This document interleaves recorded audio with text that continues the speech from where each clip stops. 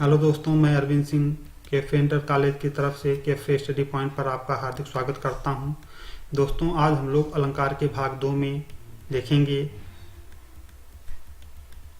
उपमा अलंकार के भेद, रूपक अलंकार तथा उनके भेद, उत्प्रेक्षा अलंकार तथा उसके भेद। शेष के अलंकार हम लोग दोस्तों अगले वीडियो में देख चुके हैं। अर्थालंकार, जहाँ अर्थगत चमत्कार उत्पन्न होता है वहाँ अर्थालंकार होता है। अर्थालंकार के भेद, अर्थालंकार के सबसे अधिक भेद होते हैं। जो मुख्य भेद हैं वो निम्नलिखित हैं, जो नीचे दिए जा रहे हैं। शेष अलंकारों को हम लोग तीसरे वीडियो में देखेंगे। पहला है उपमा अलंकार, दूसरा है रूपक अलंकार, तीसरा है उत्प्रेक्षा अलंकार।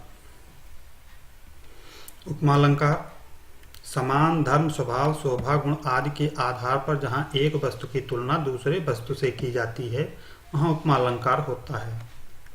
उपमा के 4 अंग होते हैं। नंबर 1 है उपमेय, जिसकी उपमा दी जाए वह प्रस्तुत होता है और उसे उपमेय कहते हैं। उपमान, जिससे उपमा दी जाए वह अप्रस्तुत होता है और उसे उपमान कहते हैं। तीसरा है वाचक, जिस शब्द से उपमा प्रकट की जाए उसे वाचक कहते हैं।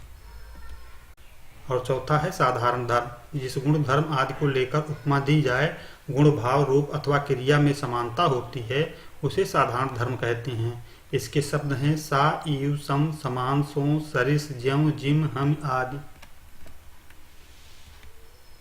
किसी समानता वाचक पद के द्वारा जहाँ उपमेय का उपमान के साथ समान धर्म का प्रतिपादन हो वहाँ उपमा अलंकार होता है। जैसे सिया मुख सुंदर चंद्र समाना, अथवा जे जन कहें कुशल हम देखे, ते प्रिय राम लखन सम लेखे।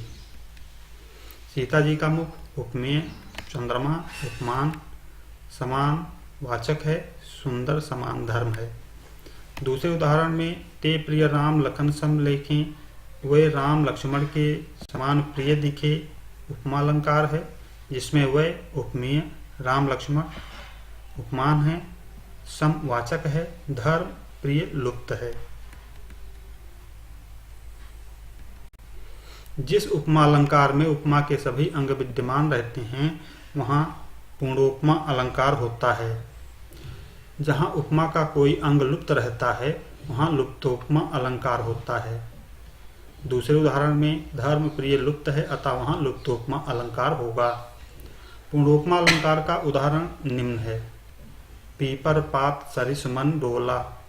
उक्त पद में मन उपमेय, पीपर पात उपमान, डोला धर्म है, सरिस वाचक है। उपमा के 4 भेद विद्यमान है अतः यहाँ पूर्णोपमा अलंकार होगा।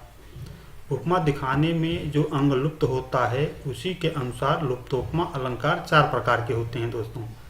नंबर 1 है उपमेय लुप्तोपमा। इसमें उपमेय लुप्त रहता है।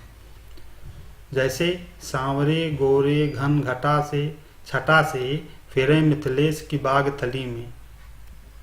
और दूसरा उदाहरण है दोस्तों थारा पर पारा पारा वार यूं हलत नहीं।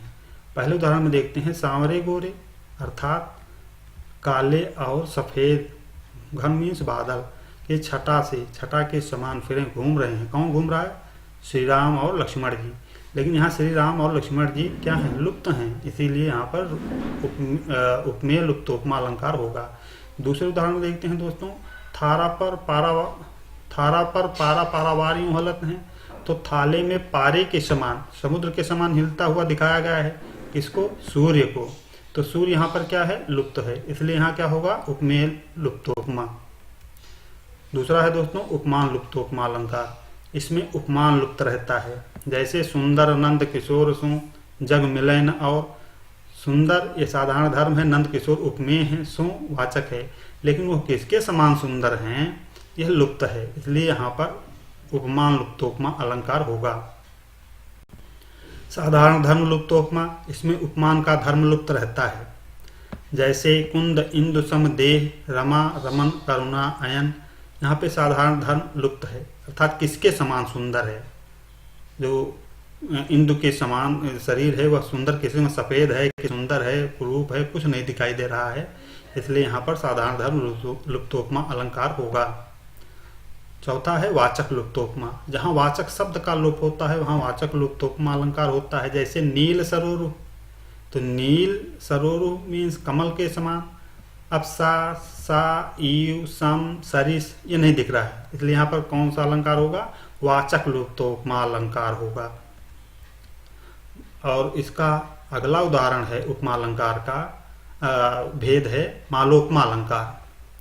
जहाँ उपमेय का उत्कर्ष दिखाने हेतु अनेक उपमान एकत्र किए जाएं, वहाँ मालोपमा अलंकार होता है।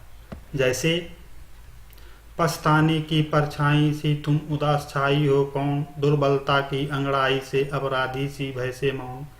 इसमें देखेंगे दोस्तों कई उपमान, पछताने की परछाई, उदास की छाई, दुर्बलता की अंगड़ाई, अपराधी सी, भय, ये कई उपमानों को एकत्रित कर लिया गया है उपमेय की उत्कर्ष को दिखलाने के लिए, इसलिए यहाँ पर मालोपमा अलंकार होगा। इसका अगला उदाहरण अर्थालंकार का अगला भेद है रूपक अलंकार। रूपक अलंकार जहाँ उपमेय में उपमान का भेद रहित आरोप हो, वहाँ रूपक अलंकार होता है। जैसे हमारे हरि हारिल की लकड़ी, चरण कमल बंदों हरिराई। तो हमारे हरि को ही हारिल की लकड़ी मान लिया, सीधे उस पर आरोप कर दिया गया है। और दूसरे उदाहरण देखेंगे चरण कमल, चरण को ही कमल मान लिया गया है, उसमें सा समान कोई सादृश्य भावना नहीं दिखाया गया है, इसलिए यहाँ पर रूपक अलंकार होगा।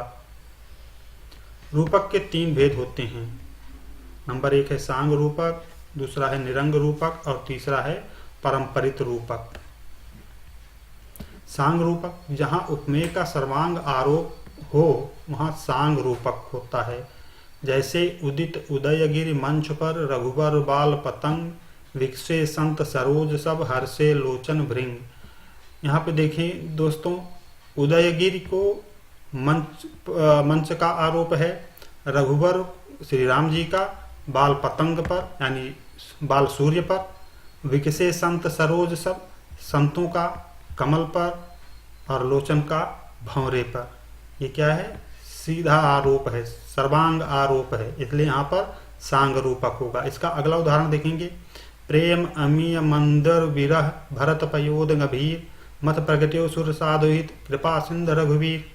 यहाँ प्रेम का अमी से, मंदर का विरह से, और पयोधि भरत का पयोधि गंभीर अर्थात समुद्र से, सुर का साधु से, और कृपा सिंध का श्री रघुवीर जी से, इसलिए यहाँ पर सांग रूपक होगा। दूसरा भेद है रूपक अलंकार का निरंग रूपक। जहाँ उपमेय पर उपमान का आरोप सर्वांग ना हो, वहाँ निरंग रूपक होता है। जैसे निज दरेर सो पवन पटल फारत फहरावत। जहाँ पवन उपमेय का, पटल उपमान का आरोप मात्र है, इसलिए यहाँ पर निरंग रूपक होगा। केवल एक का पवन, पवन का पटल से, पटल में वस्त्र होता है। दूसरा उदाहरण है दोस्तों अवश्य चलय बन राम पहु भरत मंत्र भल कीन, शोक सिंध बूढ़त सभय तुम अवलंबन दीन। यहाँ शोक उपमेय में सिंध उपमान का आरोप मात्र है, अतः निरंग रूपक है। तीसरा है परंपरित रूपक। जहाँ मुख्य रूपक किसी दूसरे रूपक पर अवलंबित हो, या जहाँ एक आरोप दूसरे का कारण बनता हुआ दिखाया जाए, वहाँ परंपरित रूपक होता है। जैसे बंदों पवन कुमार खलबन पावक ज्ञान घन, जासु हृदय आगार बसहि राम सर चापधर। यहाँ हनुमान में जो अग्नि का आरोप प्रदर्शित किया गया है, उसका कारण खलों में वन का आरोप है, अतः इस आरोप पर प्रथम आरोप अवलंबित है। दूसरा उदाहरण है सुनत सुमंगल बयन मन प्रमोद तन पुलक भर।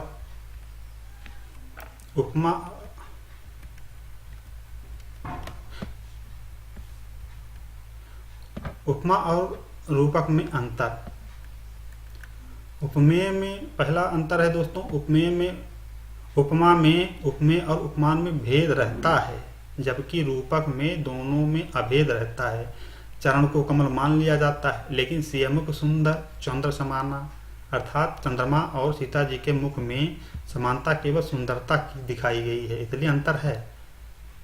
दूसरा उदाहरण है दोस्तों उपमा में धर्म और वाचक का उल्लेख रहता है, किंतु रूपक में इसकी कोई आवश्यकता नहीं होती है। जैसे सियमुख सुंदर चंद्र समाना, समाना है वाचक है, लेकिन चरण कमल बंदों हरिराई, चरण और कमल के बीच में कोई वाचक नहीं है।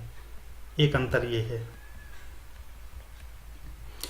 उत्प्रेक्षा अलंकार, ये अगला उदाहरण है, अगला भेद है ये अर्थालंकार का। जहाँ उपमेय और उपमान की भिन्नता जानते हुए भी उपमेय में उपमान की संभावना की जाए वहाँ उत्प्रेक्षा अलंकार होता है। मनो, मन, जन, जानो, इव आदि इसके वाचक शब्द होते हैं। किसके वाचक शब्द होते हैं? उत्प्रेक्षा अलंकार के। जैसे तरन, तनुजा, तनुजा तट तमाल तरुवर बहु छाये, झुके कुल सो जल परसन हित मनोह सुहाये। इसमें यमुना तट पर तमाल वृक्षों को झुका हुआ देखकर ऐसा प्रतीत हो रहा है मानो ये जल स्पर्श के लिए झुके हुए हैं, अतः यहाँ उत्प्रेक्षा अलंकार है। उत्प्रेक्षा अलंकार के 3 भेद होते हैं दोस्तों। नंबर 1 है वस्तु उत्प्रेक्षा, दूसरा है हेतु उत्प्रेक्षा और तीसरा है फलोत उत्प्रेक्षा। वस्तु उत्प्रेक्षा, जहाँ किसी वस्तु में किसी अन्य की संभावना की जाती है वहाँ वस्तु उत्प्रेक्षा होता है। जैसे मकराकृत गोपाल के सोहत कुंडल कान, धरव मनोहिय धरु समर द्यवढ़ी लसत निशान। यहाँ श्री कृष्ण के कानों के मकर में मछली होता है, तो मत्स्य के आकृति वाले कुंडलों को देख करके कामदेव की ध्वजा की संभावना की जाती है, इसलिए यहाँ दोनों वस्तुएं हैं, अतः यहाँ कौन सा अलंकार होगा? वस्तु उत्प्रेक्षा अलंकार। दूसरा है हेतु उत्प्रेक्षा, जहाँ अहेतु में अर्थात जो कारण ना हो उसमें हेतु अर्थात जो कारण हो की संभावना की जाए वहाँ हेतु उत्प्रेक्षा होता है। जैसे रवि अभाव लख रैन में दिन लख चंद्र विहीन, सतत उदित यहाँ हेतु जन यश प्रताप मुख कीन। राजा के यश प्रताप के सतत दैदीप्यमान होने का हेतु रात्रि में सूर्य का और दिन में चंद्र का अभाव बताया गया है, अतः अहेतु में अर्थात रात्रि में सूर्य का कोई मतलब नहीं और दिन में चंद्रमा का, इसलिए यहाँ पर अहेतु है अर्थात जिसका कोई कारण ना हो की संभावना की गई है, इसलिए यहाँ पर कौन सा अलंकार होगा? हेतु उत्प्रेक्षा अलंकार। दूसरा है फलोत उत्प्रेक्षा, जहाँ अफल में फल की संभावना की गई है वहाँ फलोत उत्प्रेक्षा होता है। जैसे पुहुप सुगंध करहि अहि आशा, मकुहिरकाय ले हम पासा। पुष्पों में स्वाभाविक रूप से सुगंध होती है, परंतु यहाँ जायसी ने पुष्पों की सुगंध विकीर्ण होने को फल बनाया है, जिससे संभवतः पद्मावती उन्हें अपनी नासिका से लगा ले। इस प्रकार यहाँ अफल में फल की संभावना की गई है, इसलिए दोस्तों यहाँ पर कौन सा अलंकार होगा? फलोत उत्प्रेक्षा अलंकार। बहुत बहुत धन्यवाद। इस वीडियो को बहुत ज़्यादा लंबा ना करते हुए हम लोग शेष की अगले वीडियो में देखेंगे। दोस्तों इस वीडियो को कायदे से देखिए और सब्सक्राइब करना मत भूलिए, जिससे आपको अगला वीडियो जल्द से जल्द प्राप्त करवाया जा सके।